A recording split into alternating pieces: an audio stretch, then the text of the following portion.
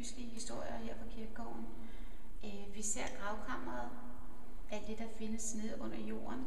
Monumentet står heroppe, og vi har gravkammeret med kisten, hvor man kan se, der står 6 alen under jorden. Og det er jo den skrækkelige historie om den unge kvinde, Gertrud Birgitte Bodenhoff, som muligvis blev slået ihjel af en gravrøver. Sagen er den, at hun blev lagt i sit lille ligkapel, måske kun skindød. Og det var jo et fænomen, som man var frygtelig bange for i slutningen af 1700-tallet. Det her foregår i 1798. Og historien fortæller, at vi går i 2 traditioner, i 2 familier. Dels i Gertrud Birgittes egen familie, og dels i den gravrøvers familie, som efter sigende ombragte hende. Fordi han syntes, det var frygtelig ærgerligt, at hun skulle ligge i graven med de her dejlige smykker, han vidste, hun havde på.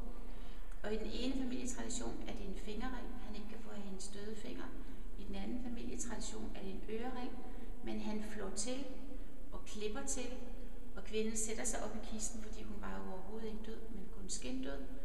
Og da han er bange for at blive afsløret, så giver han hende en med skovlen ned i kisten og ned i hullet.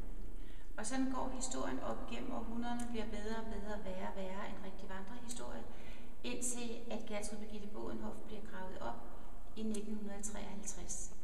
Og den, der forestår hendes opgravning, er en mand, der hedder Viggo Starke. Og fra Viggo Starkes familie har vi en hel del genstande i udstillingen, som har tilhørt Gertrud Birgitte.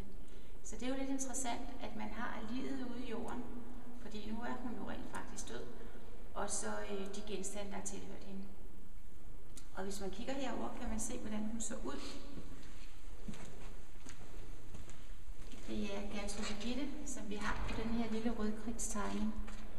Og man kan jo se, at det er en ganske ung pige. Det er fra forlovelsesåret. Hun blev forlovet allerede, da hun var 15,5. Og så er det hendes bror og hendes forældre, vi også har.